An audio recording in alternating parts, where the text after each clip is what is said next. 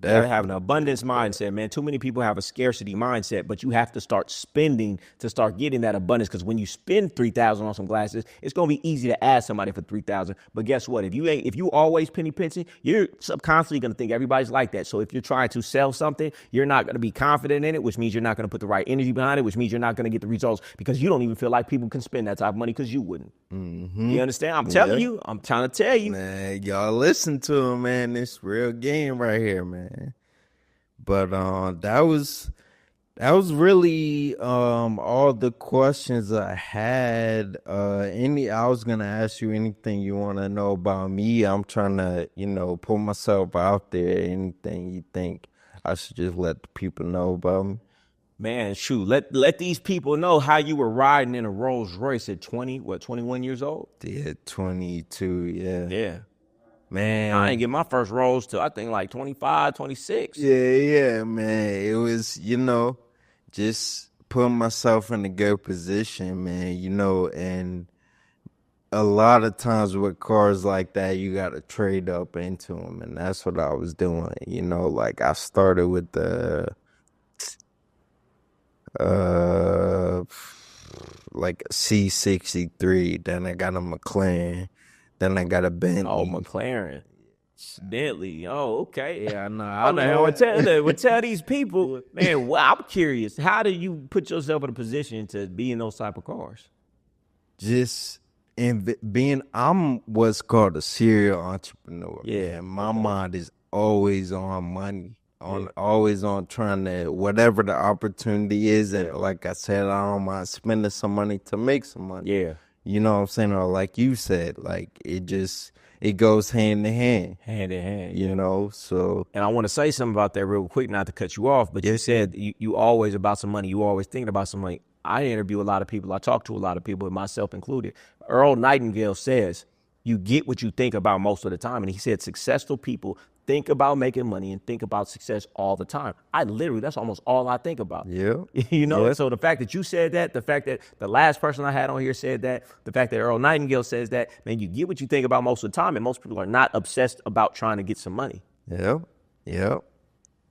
100%. Like you say, your frequency is what you frequent. Yeah. What you frequently see. That's a fact. What is your vibration? What are you putting into your brain every day? That's why I say, man, it's real important. What are you watching? Man, I'm going to put on YouTube. I'm going to put on Millionaire Visualization. I'm going to be looking at the mansions, the boats, the this, the that. I'm going to be looking at those houses. I'm going to get on Realtor.com and look at how much do those houses cost over there. I'm going to go sit in the car. I'm going to go do the home shopping and do the open houses on the mansions. Like I'm literally trying to put that in my consciousness. Whatever you focus on, you're going to see more of. So it's best to try to curate your environment to see more success than negative things. And that's why we were talking about earlier, your environment. If you get in a more successful environment, what you see, it's like when you buy a new car and then all of a sudden you see that car everywhere. It's because it's billions of bits of information coming through your brain every day. It filters stuff out. What does it filter out? It filters out what you don't pay attention to, right? So therefore, you want to identify what you want success, and then guess what? It'll filter everything out. Then you'll see more opportunities. You'll see the right people. You'll see the right opportunity, or you'll create one. So I think it's very important to really be success conscious, like you just said you were. And it's not negative no more. That's 100%. Nah, you always mentioning vices, and how it's good to cut them out and live a clean life. I'm just curious.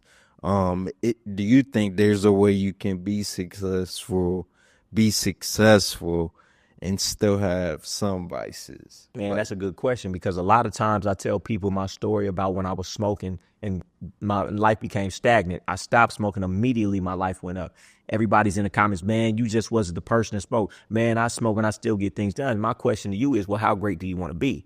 Right? Because we're talking about a vice, what is a vice? A vice is something that you can't control, that has control over you. So it's not that you can't be successful. It's just what level do you want to be successful at?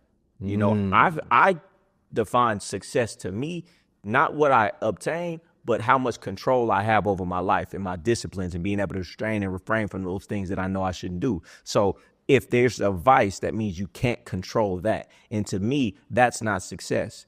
Also, how you do anything is how you do everything. They talk about how weed is a gateway drug. I think everything that weakens discipline weakens other areas of discipline. The same way every strength that you build affects every other area. So every vice is just holding you back a little bit in other areas because it's a cascading effect. It's a domino effect. So I feel like you just got to ask yourself, well, how much more successful could I be if I didn't? And, it's up to you how successful you want to be. I'll tell you what, though, people say, oh, Snoop Dogg, he smokes weed. Okay, how much more successful do you think he'd be if he didn't, though? True. That's true, man. Yeah. So it's That's like, true. man, how great do you want to be? I want to reach my potential in every area. I want to see how great I could be. I feel like that's the point of life. So if every vice that I can cut out gives me another level to who I can be, shoot, I'm gonna cut out every single last one of them. I like that, man. I hope everybody's listening, paying attention, man. That's what makes you who you Yeah. want to be. Yeah. 100%. Your failures define your success, man. 100%. Another speaking of that, does money define success to you, or if not, what does? Oh yeah, it's a part of it for sure. And then in society, I mean, if you say money doesn't define success, it's kind of like, all right, sounds good. Sounds good. Well, give me all yours then, if that ain't success. You know what I'm saying? Yeah. It's a part of it because if you can't figure that part out, it's gonna be very hard to have a good life without money. Because as long as you don't have money, you can't be free. I don't know anybody who could be successful who's not free. I say it all the time, man. You don't even know what you want. You don't even know what you like.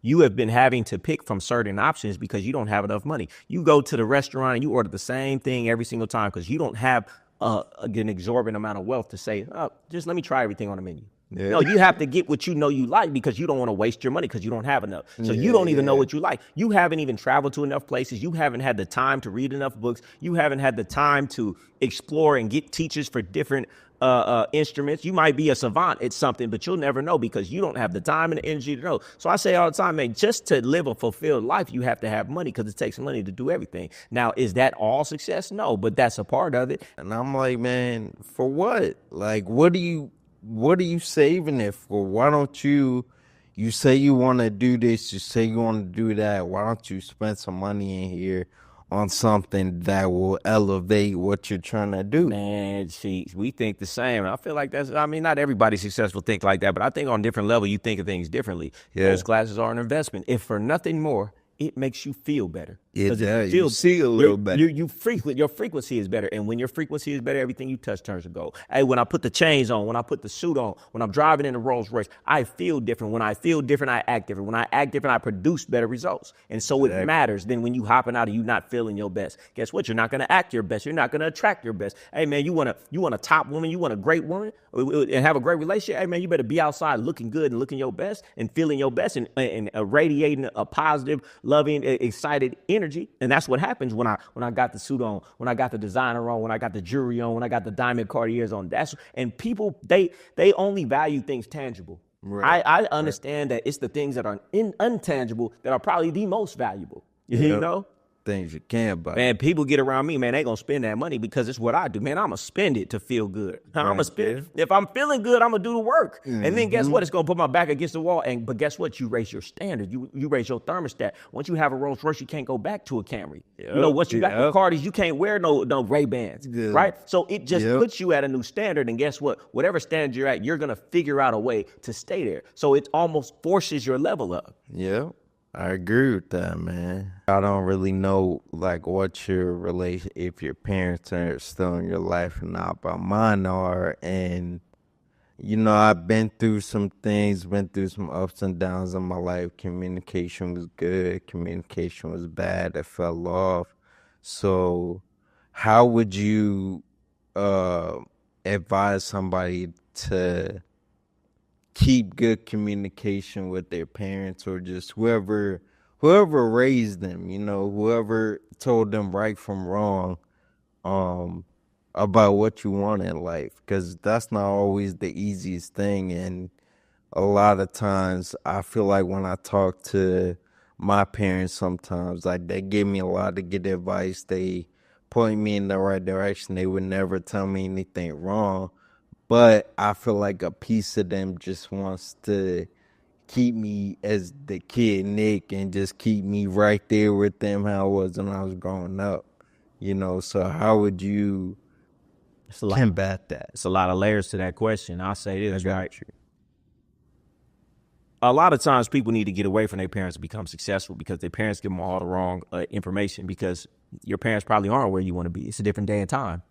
Not even if they were successful in their time, it's a new time, and what worked then isn't going to work now. Yeah, maybe 20 years ago you went to college, you got a degree, you got a good job. Maybe that worked. That doesn't work now. So how can they tell you something that's not going to work now?